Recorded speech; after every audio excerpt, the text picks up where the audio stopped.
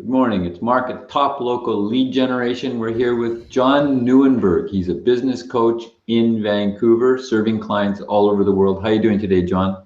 Doing great. Thanks for asking, Mark. How about you?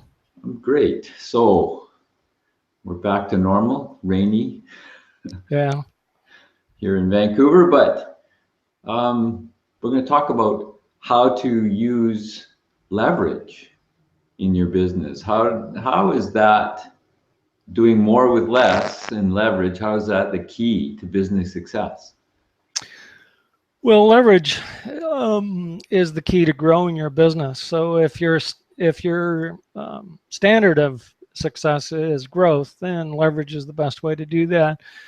And leverage is available or possible for just about all of us in business. And so my challenge for you guys today is to think about how can you use leverage in your business. So there's 7 forms of leverage. Let me just walk through the list and maybe give you a quick example. So number 1 is OPM, or other people's money. And so an example of that, of course, is franchising your business, because then you're growing your brand, your business, the number of customers your business has, because you're using other people's money to get access to your business model, and that's franchising. Other people's time, and that's hiring freelancers, or more traditionally getting employees. Other people's work, outsourcing, or like what you get with Elance or Upwork, or even bookkeepers like Legacy Advantage. Other people's experiences, that's getting a mentor or a coach, or reading blogs or books. And of course, that's the one that I recommend, that if you want to scale your business or grow your business faster, you can probably do that on your own, but getting a mentor or relying on books is going to get you there faster. Experience is a great teacher, but it takes time and it's expensive. Other people's ideas, and so a simple example of that is venture capitalists rely on other people's ideas to grow their money. Another form of leverage is scalable production and distribution, and that's when you think about Amazon or Costco or Walmart.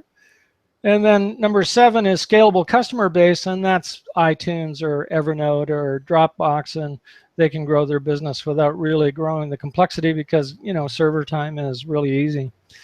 Now, the one example or the one challenge I sometimes get is, I'm a solopreneur, and how do I get leverage, because none of these other dimensions apply to my business? And that's the one. Here's the thing that you can scale or leverage in your business if you're a solopreneur, and that is scale the quality of your customers.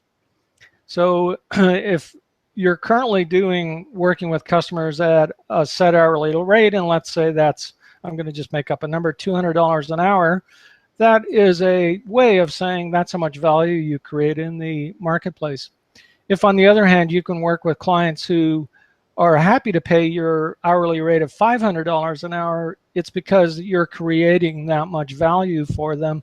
And in turn, that means that they're willing and can pay that rate because it produces that kind of return. So typically, scaling your clients means, getting clients that do more business themselves and see your service as a way that they can get leverage.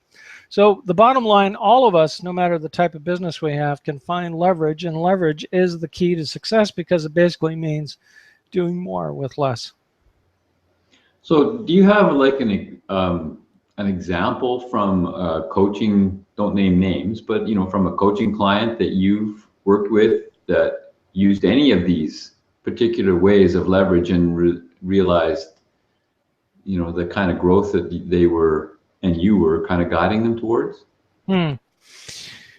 Well, yeah, I think about that one in terms of my painter client, and we were talking about scale the size of the customers that you have. When I first started working with one of my clients who was a painter, Vanguard Painting, they were doing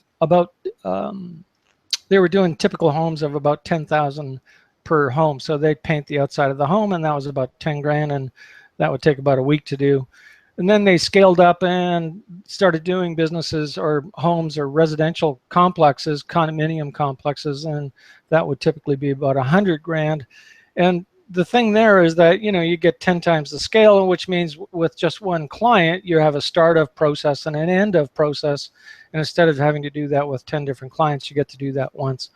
And ultimately, the biggest victory for that particular company is they then went on to do what was at that time Rogers Arena, which for them was their portion of the job was $500,000. So they grew from doing, you know, sort of $10,000 jobs to $100,000 jobs to a job that was kind of iconic and you know, really kind of put them on the map. And that was a $500,000 job. So scaling your customers can scale your business. So there you go. If you're looking to leverage and you want a steady hand to help you guide you through that process, this is the guy to call. John Nieuwenburg. He's here in Vancouver, but he works around the world. You can reach him at John at W5 Coaching, or check out his website. It's packed with information. Just that in itself will help you grow your business. W5coaching.com. Thanks, John. Thanks, Mark. My pleasure.